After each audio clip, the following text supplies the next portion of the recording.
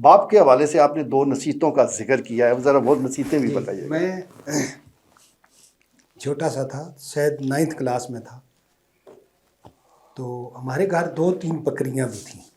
ایک تو بھینس، 1-2 گائے ہمارے گھر میں ہوتی تھی دودھ شودھ کے لیے، تو بکریاں بھی تھیں. تو میں نے کئی بار چھوڑی چرانے کے لیے، تو وہ کسی دوسرے شخص کی فصل میں انہوں نے منہ مار لیا، اور وہ بندہ گلہ کرنے ہمارے گھر آیا کہ آپ اپنی بکریاں تو سنبھال لیں.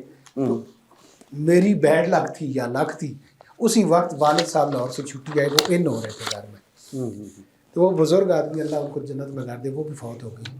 وہ بات ابا جی نے سن لی، تو مجھے اس دن انہوں نے سٹک ماری اور مجھے یہ الفاظ کہے کہ میں ہر چیز برداشت کر سکتا ہوں، میں یہ برداشت نہیں کر سکتا کہ میرے گھر کوئی قلعہ لے کے آئے. ایک یہ بات انہوں نے کی. ایک بات مجھے 9th کلاس میں ہی تھا، تو جب وہ واپس جاتے تھے ہمارے گھر سے، جو پیر پھلائی اڈا ہے جاندوان سے، وہ بائی روڈ جائیں تو 8 کلومیٹر ہے، ایک شارٹ پیدل رستہ جاتا ہے. اس وقت اتنی گاڑیاں بھی نہیں ہوتی تھیں، ایک آدھ سوزوکی ہوتی تھی، تو وہ ہم پیدل جاتے ہوتے تھے، تو وہ 5 کلومیٹر بن جاتا ہے. تو میں ابا جی کے ساتھ عموماً جاتا تھا، وہ لاہور کے لیے بیٹھ جاتے تھے، میں وہاں سے سودا صرف لے کے گھر کے لیے واپس آ جاتا تھا. مجھے کہتے ہیں، میں نے کہا ابا جی یہ جب آپ نوکری سے آئے تھے تو جیل ہو گئی تھی آپ کو، تو جب آپ آرمی میں یعنی قید ہوئے وہاں تو کیا سلسلہ ہوا تھا؟ تو کہتے ہیں بیٹا بات سن، یہ سوال پتہ نہیں تو کیوں کر رہے، لوگوں کی باتوں پہ نہیں جاتے. میں تجھے ایک بات بتاؤں، لوگ کہتے تھے اب کیا کھائے گا، تو ایک بات سمجھ. جی ابا جی. وہ پتر ایک پتھر سی نا، وہ پتھر کسے پنیا، ਉਹਦੇ ਵਿੱਚੋਂ ایک کیڑا نکلتا، اس کیڑے نے منہ وچ سبز تنکا سی. میں کہا جی ابا جی. کہتے ہیں اس کو اس نے دیا اور مجھے اشرف المخلوقات میں سے بنایا، اور مجھے اس نے نہیں دینا تھا. ایک بات. دوسری بات، ساتھ چلتے تھوڑا تو وقفہ ہوا، تھوڑی دیر بعد مجھے کہتے ہیں بیٹا میری بات سن، میں ساری زندگی اپنی ناک کی سیدھ میں چلا ہوں. میں نے کہا جی ابا جی. بس اس سے زیادہ میں نے کچھ نہیں کہا. میں ان کو بٹھا کے واپس آ گیا. سر مجھے 10 دن لگے کہ میرا والد صاحب ناک کی سیدھ میں ساری زندگی کیسے چلا ہے. اب یہ فکرہ مجھے سمجھ نہ آیا، اتنا لائق نہیں تھا. میں چلتے چلتے منہ ایسے کروں، میں کہا ابا کس طرح ساری زندگی منہ سیدھا کر کے چلے، کبھی ادھر بات کرتا ہوگا، کبھی ادھر، کیسے ناک سیدھی رکھی ہے اس نے. 10 دنوں بعد، اب شرم کے بارے کسی سے پوچھوں نا، یہ سچ بات ہے، جو تجربہ ہوگا اس سے بات کروں. مجھے 10 دنوں میں یہ بات سمجھ آئی کہ اوہ ہوئے یہ تو کوئی ایسا فکرہ ہوگا کہ میں نے کچھ اور نہیں کہ اپنی مرضی اپنی سیدھ میں چلا. اتنی سی گرہ کھل یہاں سٹاپ ہو گیا. اب آ گیا اشرف المخلوق پہ. لفظ اشرف المخلوق کا 9th کلاس میں مجھے میں نہیں پتا. اب شرم کے بارے یہ بھی نہ پوچھا.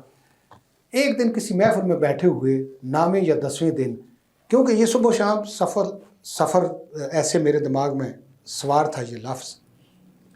تو وہاں کسی نے ذکر کیا کہ یار مخلوق، اللہ جس کو پیدا کرتا ہے جتنی چیزوں کو، وہ اللہ کی مخلوق ہے، اور اشرف وہ ہوتا ہے جو بڑا ہوتا ہے، اچھا ہوتا ہے. میں نے کہا وہ بات مل گئی. میں نے کہا میرے ابا جی نے ٹھیک کہا کہ میں تو اشرف المخلوق میں سے ہوں، تو مجھے رزق نہیں دے گا. میں نے ان 2 باتوں کو پکڑا. اس وقت تو ہلکا سا پکڑا نا، اولے اولے جب عمر کے ساتھ ساتھ تجربہ بڑھا تو میں اس سے پھر باہر نہیں نکلا کہ اپنی لائن نہ چھوڑو، اپنی لائن نہ چھوڑو. جیسے آپ کے فلموں اور ڈراموں میں ہوتا ہے اپنی لائن پہ اس نے چلنا ہے. بالکل ایسے ہی آپ زندگی میں ایک اپنی لائن، ایک سٹیج مقرر کر لیتے ہیں، اس سے باہر نہ نکلیں، واقعی آپ بہت اچھا چلیں گے. اور وہ مجھے سمجھ آئی ابا جی کی اس بات سے کہ واقعی ہم اسی طرح اچھا چلتے ہیں. اور ہمیں ایک اور بات ہوئی کہ میری والدہ نے زور لگایا میرے لیے کہ اس کو انسپیکٹر بھرتی کروا دیں، میٹرک پاس ہے تو میں نے سنا ہے کہ انسپیکٹر بھرتی ہو سکتا ہے. کہتے اچھا ہو جائے گا. میں پاس ہی بیٹھا تھا. پھر والدہ نے کہا اس کا کچھ کریں، جوان بچہ ہے گھر بیٹھا ہوئے. کہتے اچھا ہو جائے گا. تیسری مرتبہ پھر کہتے ہیں، جب تیسری مرتبہ کہا تو پھر وہ چہرہ مجھے نہیں بھولتا، ایسے جیسے ایسے دیکھا نا والدہ کو. کہتے ہیں تیرا کیا دل ہے؟ میں بطور عبد الخالق جا کے تعارف کرواؤں کہ یہ میرا بیٹا ہے اور اس کو بھرتی کر لیں؟ یہ نہیں ہوگا. 1 نمبر 2، یہ جہاں جائے گا، میرے بارے میں ان کی پریڈکشن تھی، یہ جگہ بنا لے گا. بالکل صحیح. اس سے زیادہ کچھ ہمیں ضرورت نہیں پڑی. اور ایک جو انہوں نے گلے والی بات کی تھی، اس کو بڑی دفعہ تولا ناپا. یہ سمجھ آئی کہ کسی کی عزت میں ہاتھ نہ ڈالنا، کسی کے رزق کو نہ دیکھنا، किसी के पहनावे को ना देखना।